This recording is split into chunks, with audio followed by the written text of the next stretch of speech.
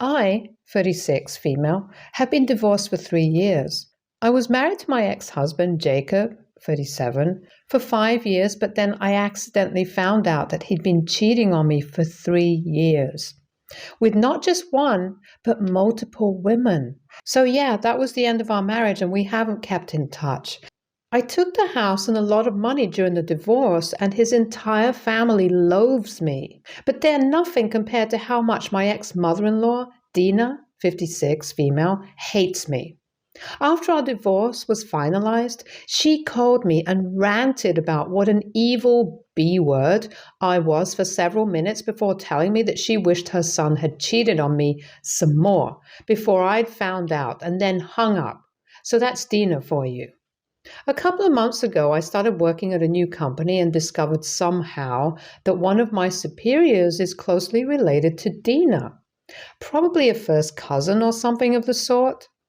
I'd seen pictures of her with Dina and my ex-husband on her Facebook and had feared that this would definitely affect my career, but didn't know what to do. So I said nothing and continued to work, hoping that Dina wouldn't find out about this connection. Because I knew for a fact that if Dina found out, she'd leave no stone unturned to ruin my reputation at work. Unfortunately, she did find out about it somehow and did exactly what I'd feared. I was summoned to my boss's office a few days back and was told that they had cause to fire me since one of my superiors had learned that I'd been lying about why I'd left my previous company. They believed that I'd been fired for fraud, but that wasn't true. I'd quit because the commute had been too much for me once I'd moved into a new house, and the company I work at currently also offered a better salary. I almost got fired, but I was able to contact my previous company and had them vouch for me. I narrowly avoided getting fired, and I knew for a fact that it had been Dina's relative who had tried to get me fired in the first place. After that incident, she stopped talking to me as well and would act really weird around me, even though she'd been perfectly okay with me before that. Her behavior just confirmed what I already knew was true, and I decided that I couldn't let this slide. It had been 3 years, and Dina was still trying her very best to ruin my life to get back at me. I knew that Jacob was getting married again. That's what I'd heard from a couple of friends. So I decided to find out who he was getting married to so that I could warn her and hopefully get the marriage cancelled. I was fuming that Dina had tried to get me fired. I didn't care if she talked crap about me to her friends because that wasn't going to affect me in any way whatsoever. But spreading lies and rumors about me at work to try and get me fired on purpose was unacceptable, and I wasn't going to take that lying down. Besides, if some unlucky woman was getting herself into this mess, then it was my duty to make sure she knew what kind of family she was marrying into. I somehow managed to find out her phone number through a friend and called her up 2 days back to tell her everything I could.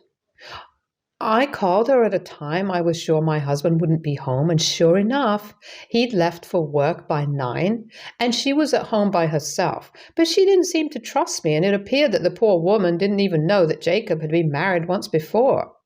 She ended up blocking my number after a text that told me to stay away. She was in denial, clearly, and didn't want to believe that her fiance had been lying to her. I felt awful, but that was all the more reason for me to do what I did next. I did some more digging, and a few hours later, I decided to call her mother instead. To gain her trust, I told her a few things about my husband that only someone close to him would know, and she was a lot easier to convince as compared to her daughter. Besides, I could tell that she was curious to know why I was calling her. So I didn't waste much time and spill the beans on Jacob while she listened to me without a word.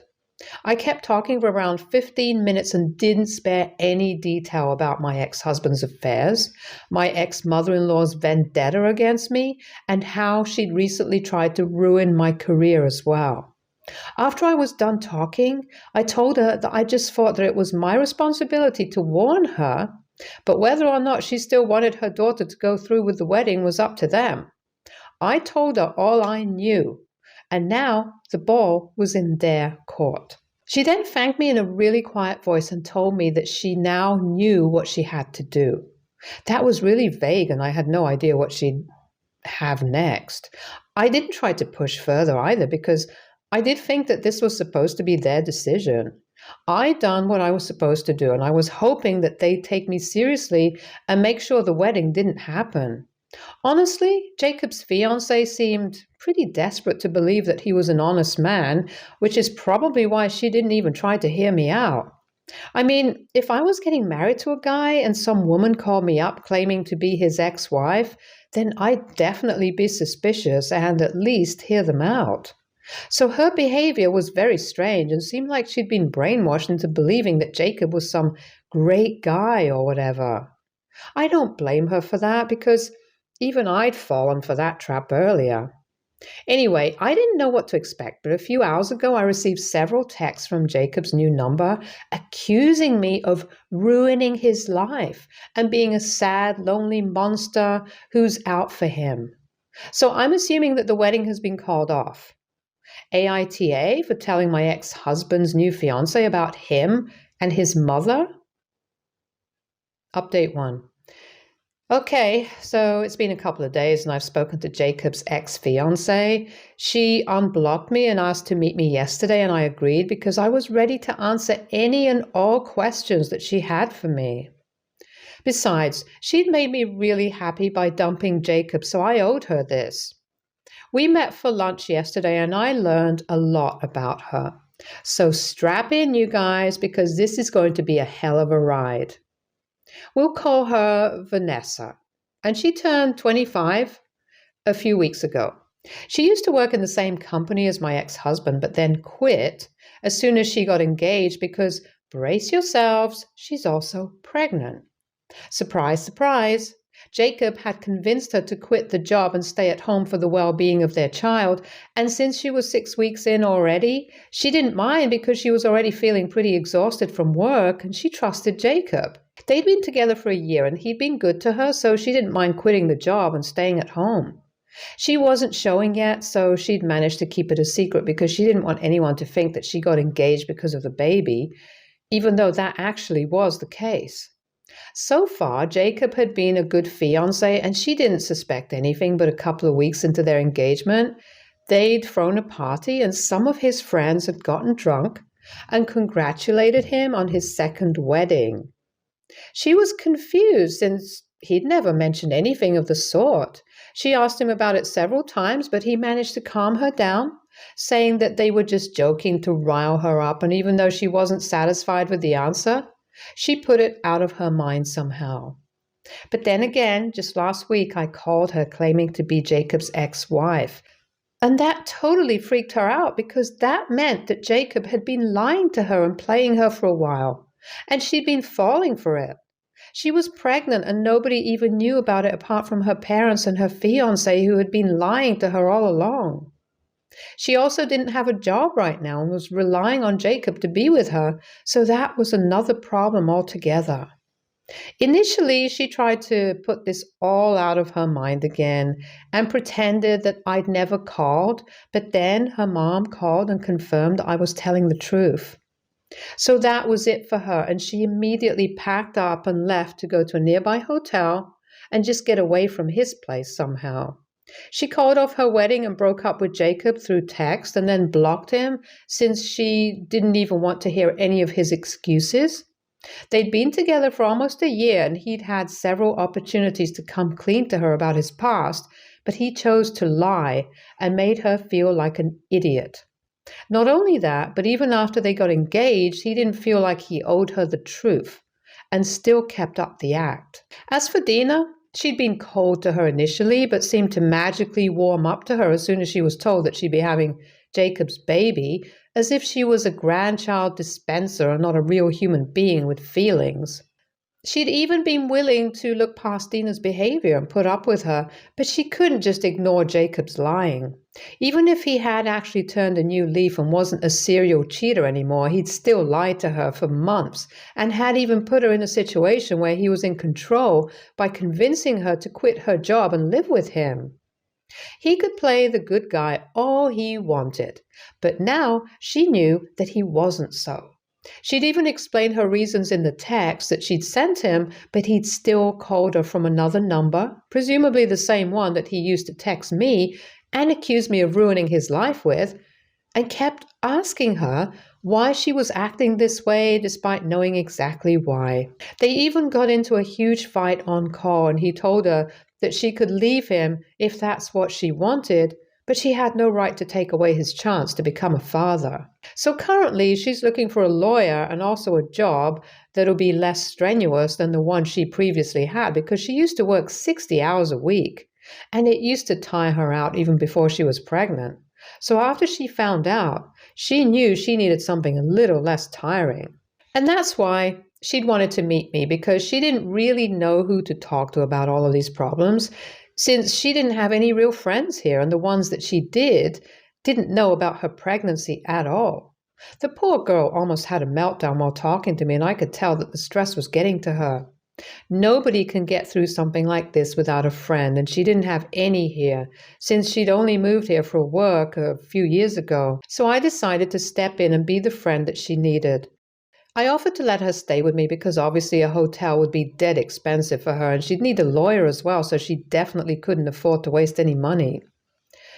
I also decided to speak to a few of my friends and make sure she found a job for the time being, because I don't think she'd get maternity leave and benefits unless she'd worked for a certain number of days, and that seemed unlikely to happen so soon. But I had to make the best of the situation for her.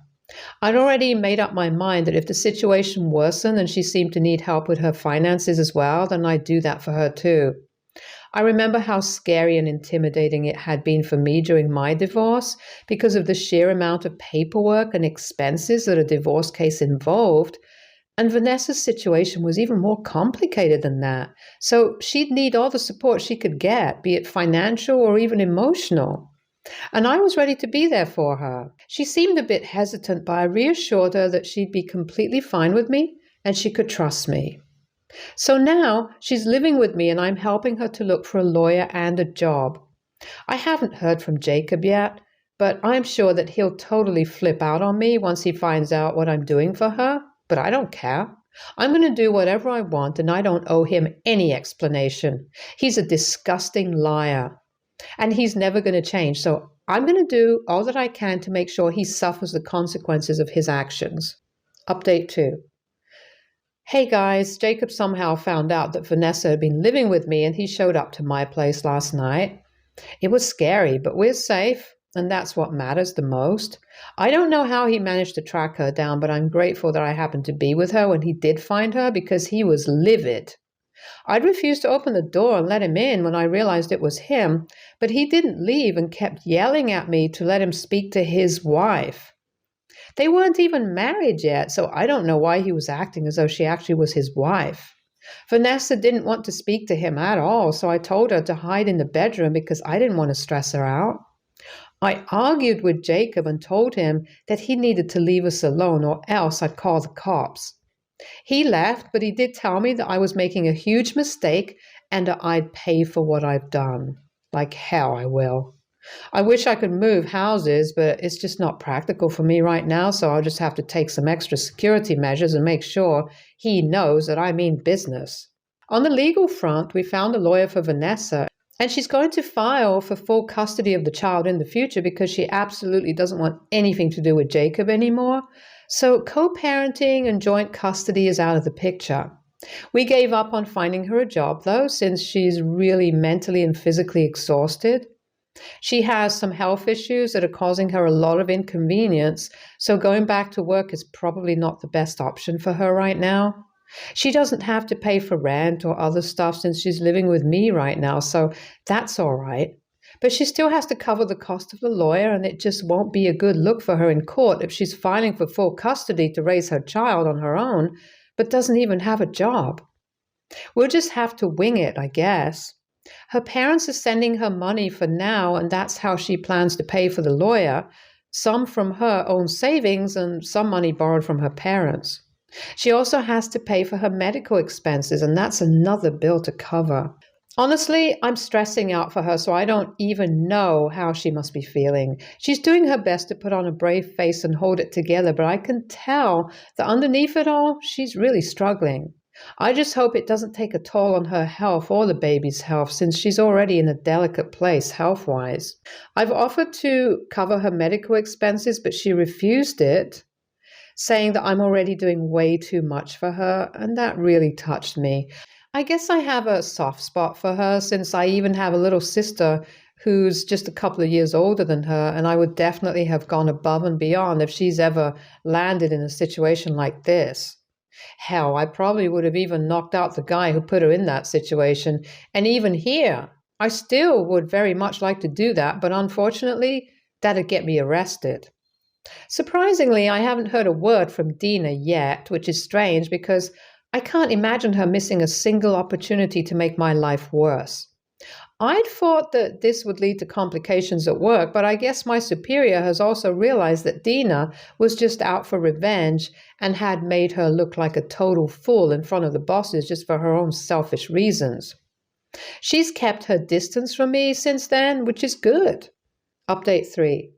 Dina contacted Vanessa today and told her that I was a jealous and evil homewrecker, which is why I was trying so hard to convince her so hard to abandon Jacob. Yeah, that's right. I'm the one helping her out and making sure she's all right, while Jacob did nothing except lie to her and try to control her. But somehow, I'm the villain still. She sent all this to Vanessa through email because she was blocked everywhere else. And when she showed it to me, I was almost on the verge of calling her up to tell her that I'd drag her to court along with her no good son if she said any crap about me ever again. It was disgusting the way she was trying to manipulate her to come back to Jacob just for the sake of her grandchild. I'm sure she wouldn't give a damn about Vanessa if she wasn't pregnant and would be treating her as badly as she treated me. But she just doesn't want to risk losing her first grandchild, which is why she's trying to undo the damage that her son had done by lying to her. Unfortunately, it's too late for that now since we've already filed for full custody, and he'll be served with the notice in a few days. It was sad, and Vanessa was very upset about it, and the pregnancy hormones didn't help either, but we had to file the petition and get it done. It was going to be a hard time for her now onwards, but she had to get through it. She obviously misses her parents as well, and they were supposed to fly down here for her a few weeks back, but her dad fell really sick and they had to postpone their flight. They've been worried sick about what she's going through since apparently she's been really delicate emotionally and physically since she was a kid, and as a pregnant woman, the conditions are less than ideal for her right now. They've been thanking me every single day for being there for her, which is kind of embarrassing, but it's nice that they appreciate me so much. It's good to finally feel like I made a difference. Back when I was getting divorced, I barely had any financial support or even emotional support, to be honest. Our friends were all diplomatic as hell and didn't want to pick sides, mostly because they didn't want to offend Jacob, so I ended up cutting them off. And my parents and I aren't really close, so the most that they could do was offer me consolation verbally, but nothing more than that. I felt incredibly lonely and low during that time, and the only person who'd had my back was my sister. She'd check in on me almost every day and make sure I was doing okay. So here, I'm just trying to make sure that even Vanessa has someone to count on when she's going through something so incredibly difficult. I'm not trying to be great or anything of the sort. I'm just trying to be kind, since the big reason that any of this is happening to her in the first place is me. Like, yeah, I did help get her out of a relationship with a cheater, but that started a series of problems for her, so I owe it to her. Update 4. So something pretty miraculous happened. Jacob decided not to fight for custody of his unborn child and gave up any and all parental rights. I'll get to the reason in a while, but first, I just want to thank the universe for making this happen. He and his mother are freaking unhinged and have a special place in hell. I can't imagine how I'd been married to this man for so long. Anyway, It all started a few days after he was served, and of course, there was a lot of hue and cry about it from his end on social media, where he accused me of being in cahoots with his ex-fiance to extort the child support out of him, split it between us, and then live happily since our only aim was to get revenge on him. I couldn't believe that he was talking such absolute crap about us, and people were lapping it all up. Not only that, but Dina had yet again gotten her ridiculous relative involved and had tried to cause problems for me at work by spreading the rumor that I'd slept my way to the top. Now, this was seriously detrimental to my image, and a friend of mine at work told me that it had been this superior of mine who'd been talking crap about me. I don't know what's gotten into people, but I had to put an end to it, so I decided to complain to HR and even told her about the connection with Dina. She might be my superior, but she had no right to misuse her position and try to ruin my career like this.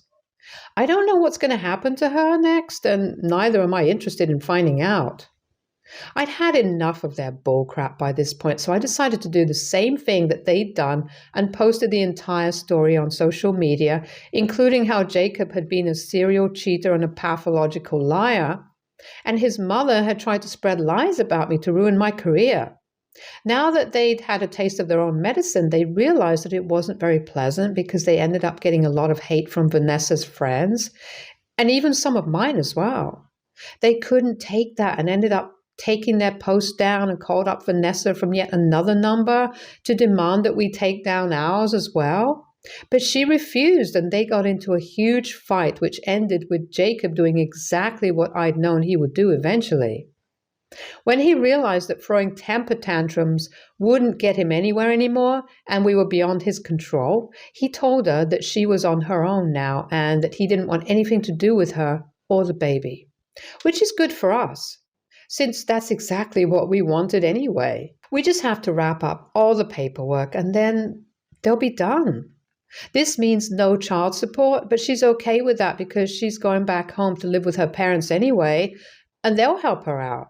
She just doesn't want anything to do with Jacob anymore, and while I would have wanted him to pay, it's her decision after all, and I'm not going to force her to do anything she doesn't want to. I'm going to miss her. But she's promised to keep in touch and let me know once the baby's born so I can go meet them, and I'm looking forward to it. As far as Dina and Jacob are concerned, I haven't heard from them since he decided to sign his rights away, and I'm hopeful that this time it stays that way forever. Stay tuned for more stories from our girl relationships.